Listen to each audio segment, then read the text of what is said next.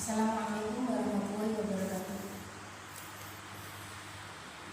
Oke anak-anak, bagaimana kabarnya? Alhamdulillah baik semua ya. Hari ini pelajaran kita adalah mata pelajaran fikih ya. Kita akan membahas mata pelajaran fikih tentang akhlak terpuji ya. Sebelum kita membahas pelajaran, kita berdoa dulu ya. Berdoa mulai.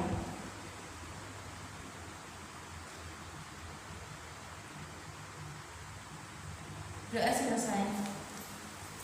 Oke, hari ini siapa yang tidak masuk? Siapa yang tidak masuk hari ini?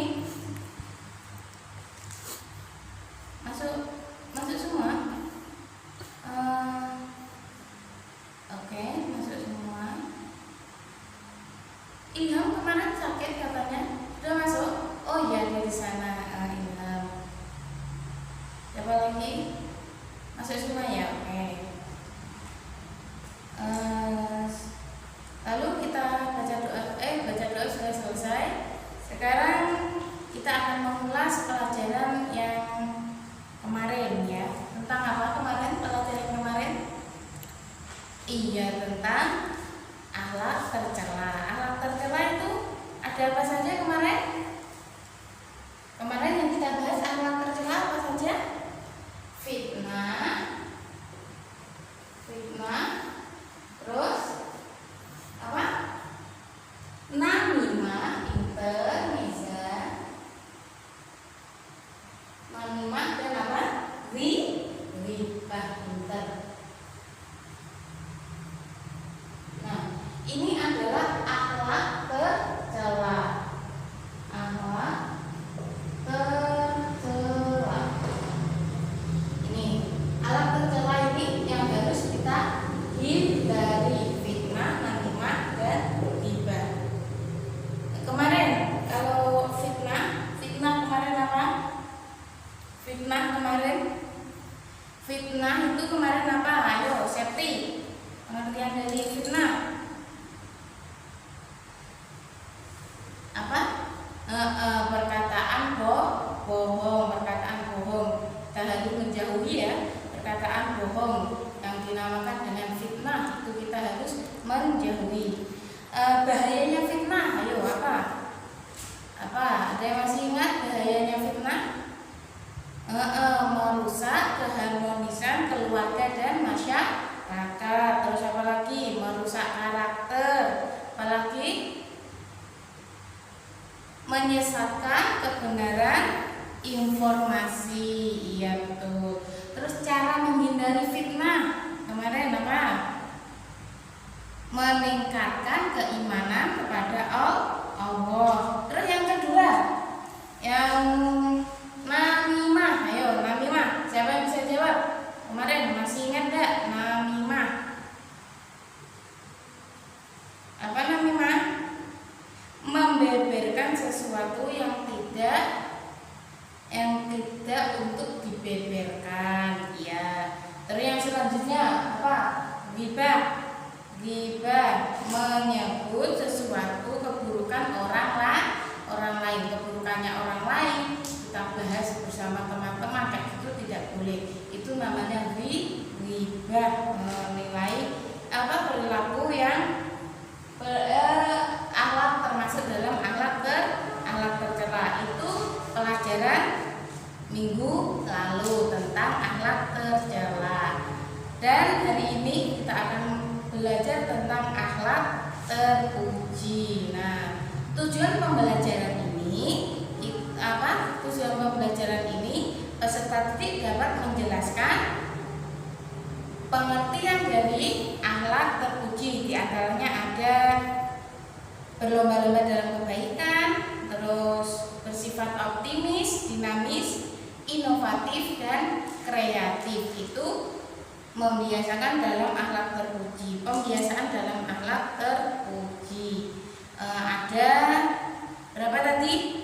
Ada 4 akhlak terpuji.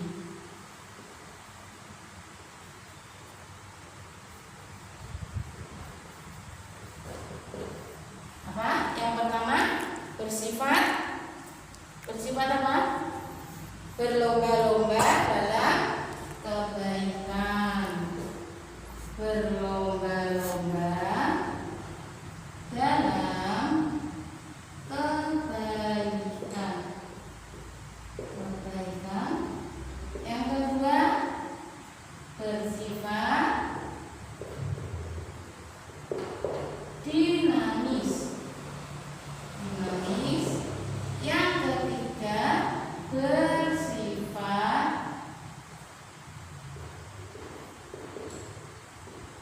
bersifat apa? Optimis. Terus yang keempat, kreatif dan inovatif. Ini ya.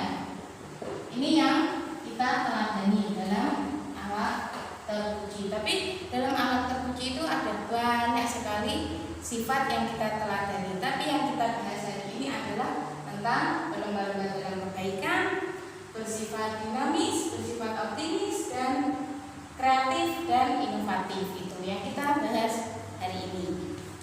Oke. Jadi berkompetensi dalam kebaikan. Dalam kebaikan kita harus berkompetensi, berlomba-lomba.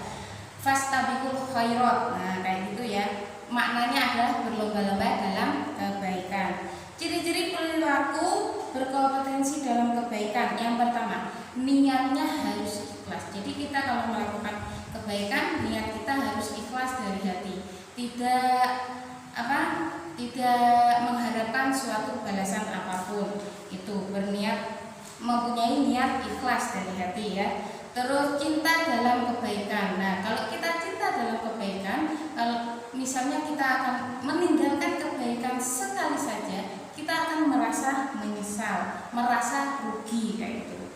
Terus balasan dalam berkompetensi dalam kebaikan. Itu ada banyak sekali balasannya. Yang pertama ada selalu bersama Allah. Kalau kita selalu berbuat kebaikan, kita merasa selalu bersama Allah. Allah itu selalu ada di samping kita. Terus dicintai oleh Allah, memperoleh rahmat Allah. Terus ada lagi hikmah dalam perilaku, dalam berlomba-lomba kebaikan. Dalam hikmahnya yang pertama itu melakukan kebaikan adalah suatu cara untuk mengenal Tuhan, itu hikmahnya. Terus yang kedua, amal soleh hendaknya didasari iman kepada Allah dan sungguh-sungguh itu ya. Terus yang kedua ada dinamis. Nah, dinamis bersifat dinamis ya. Kita harus mempunyai sifat yang dinamis. Pengertian dari dinamis itu adalah penuh semangat. Nah, kalau kita melakukan kebaikan, kita juga harus penuh semangat. Melakukan kebaikan itu harus penuh semangat. Dia akan terus berinovasi demi kesejahteraan keluarga, kesejahteraan lingkungan, kesejahteraan dirinya sendiri, dan kesejahteraan masyarakat. Itu selalu semangat dalam bersifat dinamis tadi ya. Terus nilai positif dari sifat dinamis. Ada banyak sekali nilai positif dalam bersifat dinamis. Di antaranya ada berpikir progresif, berpikir tentang masa depan. Terus ada juga bekerja dengan prinsip amal soleh. Itu orang yang mempunyai sifat dinamis. Terus hikmah dalam perilaku dinamis itu juga ada banyak sekali. Antara lain ada ada sikap penuh semangat dan mudah menyesuaikan diri dengan lingkungan. Nah, kalau orang yang mempunyai sifat dinamis itu mudah sekali menyesuaikan diri dengan lingkungan karena dia itu orangnya sangat semangat dalam bekerja dalam segi apapun.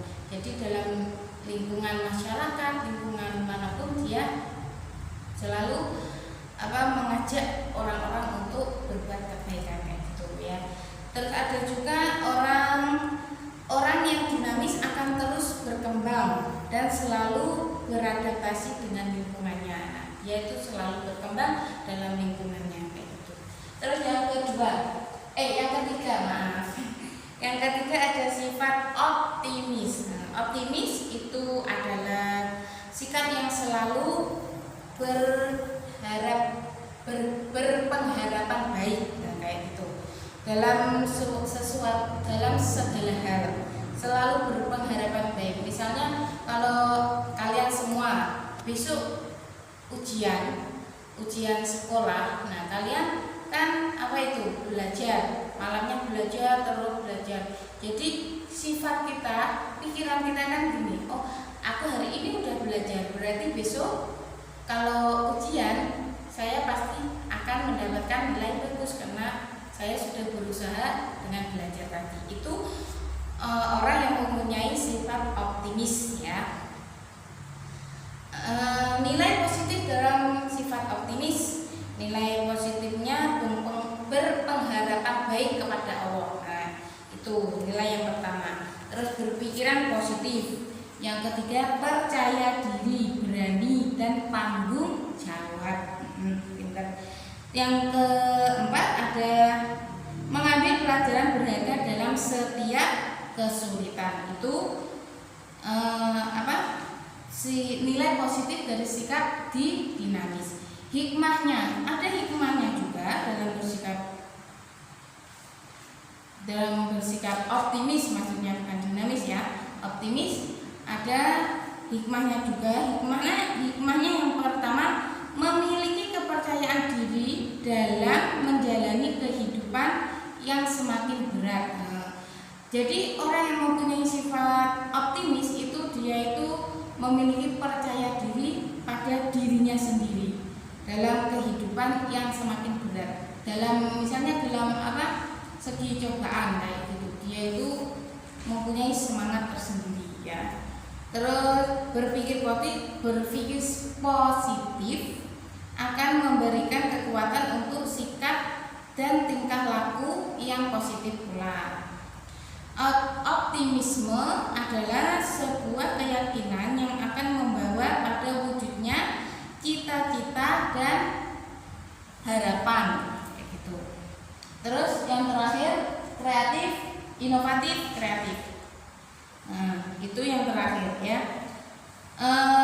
Sifat yang terakhir dalam kita bermasyarakat juga ada sifat yang inovatif, kreatif. Dalam bermasyarakat kita harus kreatif ya. Besok kalau kalian sudah besar, sudah lulus dari SMA ini, jadi kalian terjun ke masyarakat harus menerapkan sifatnya akhlak yang kreatif dan inovatif ini. Okay?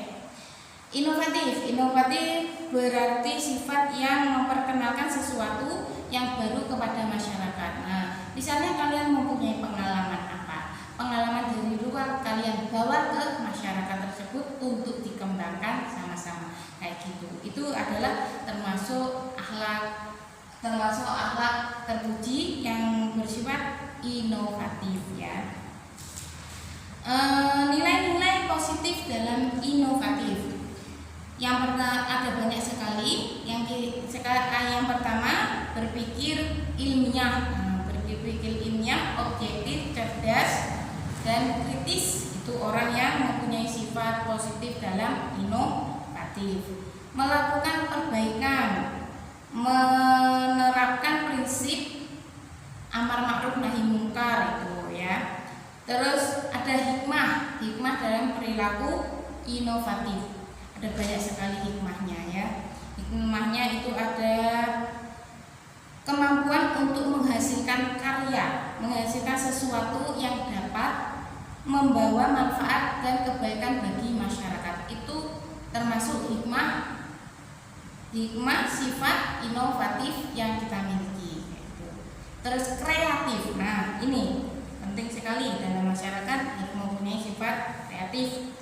Kreatif adalah menemukan, mengubah, membangun. Nah, kalau dalam masyarakat, kalau kalian besok sudah terjun ke masyarakat, itu kan ada banyak sekali macam masyarakat ya. Nah, itu kalian harus bisa membangun, mengubah tentang keadaan masyarakat. Misalnya masyarakatnya keadaannya seperti ini, kalian rubah lagi menjadi keadaan yang lebih baik kayak gitu.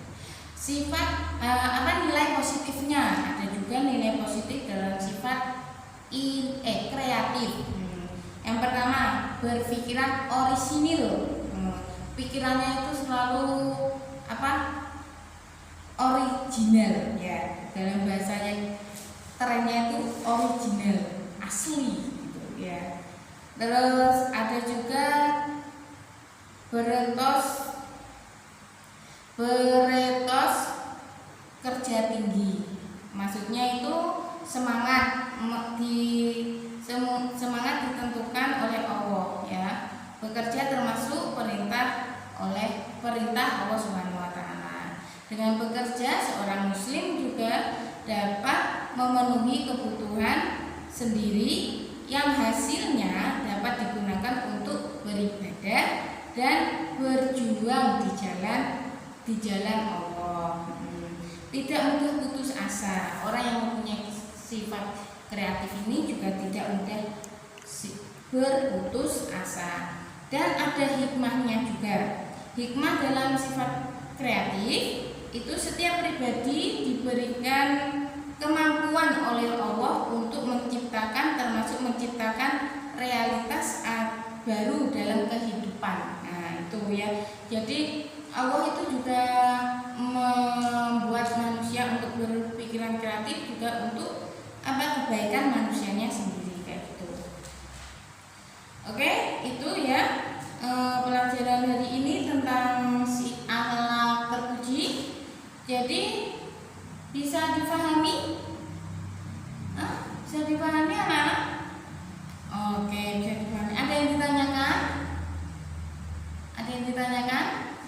Oh tidak ada, sudah paham semua ya? Alhamdulillah. Sekarang kalau sudah paham semua, karena jamnya juga sudah mau habis ya, tugasnya buat PR saja ya. Gimana? Oke, buat PR saja. PR-nya itu berilah contoh kisah dari akhlak terpuji. Akhlak terpuji ini 1, 2, 3, 4. Akhlak terpuji ini berlomba-lomba dalam kebaikan, bersifat dinamis, bersifat optimis, kreatif dan inovatif. Ini kalian buat contoh kisah dalam lingkungan masyarakat kalian, lingkungan rumahnya kalian. Oke? Paham? Paham dengan PR-nya paham? Oke, alhamdulillah PR. Iya, ini spidolnya Lali sedang bocor ya, tadi pas pengisian terlalu banyak mungkin. Oke, enggak apa-apa lagi. Kita untuk pertemuan minggu depan, iya tugasnya tadi membuat contoh kisah tadi. Pertemuan minggu depan kita akan belajar tentang adab membaca Al-Quran dan berdoa ya. Jadi adab membaca Al-Quran itu seperti apa, adab dalam berdoa itu seperti apa. Kita ulas sebentar ya. Adab dalam membaca Al-Quran. Adab dalam membaca Al-Quran itu ada banyak sekali. Di antaranya ada membaca Al-Quran di tempat yang suci. Di tempat yang suci itu di mana saja. Betul, masjid, musola, di rumah kalau kotor ya tidak boleh, harus di tempat yang suci ya. Terus menghadap kiblat, terus disunahkan dalam keadaan bersih, suci dari hadas kecil maupun hadas besar ya. Membaca basmalah, pinter ya, itu adab dalam membaca Al-Quran. Itu sebagian saja ya. Untuk selanjutnya kita bahas pertemuan yang akan datang minggu depan ya. Keutamaan dalam membaca Al-Quran itu juga banyak sekali ya. Keutamaannya ada mendapatkan pahalanya itu dilipat gandakan, mendapatkan syafaat di akhirat. Nah itu. Terus ada juga tentang adab berdoa. Berdoa itu apa sih? Iya, meminta sesuatu pada Allah. Jadi kalau kita meminta sesuatu itu kepada Allah. Adab dalam berdoa itu juga ada banyak sekali, ada 15 kira-kira. Ada 15. Di antaranya ada niat yang tulus, ikhlas karena Allah Subhanahu wa Ta'ala. Kalau kita berdoa itu niat kita harus tulus dan ikhlas ya, menghadap kiblat, dalam keadaan suci dari hadas, suci dari najis. Terus berhati ikhlas hanya berharap kepada Allah itu. Dan ada juga waktu yang baik untuk berdoa. Itu ada juga banyak sekali waktu yang baik dalam berdoa. Di antaranya adalah sepertiga malam setelah adzan dan iqomah. Terus ketika pada hari Jumat setelah sholat fardu. Terus pada malam Lailatul Qadar. Ada banyak sekali waktu yang baik untuk berdoa. Terus ada juga larangan dalam berdoa. Larangannya berdoa dipercepat kalimatnya, itu juga tidak boleh ya. Kalau berdoa terlalu cepat kalimatnya itu juga tidak boleh. Berdoa dengan berteriak-teriak itu juga tidak boleh ya. Hikmah dalam berdoa itu juga ada banyak sekali. Hikmahnya itu diantaranya ada doa bernilai ibadah, itu hikmahnya. Terus menenteramkan jiwa kita, kalau kita udah berdoa pada Allah terasa tentram. Dan ya, itu materi yang akan kita bahas pada pertemuan minggu depan. Oke, dari sini mulai diakhiri. Selamat belajar di rumah, jangan lupa jaga kesehatan. Mulai diakhiri. Wassalamualaikum warahmatullahi wabarakatuh.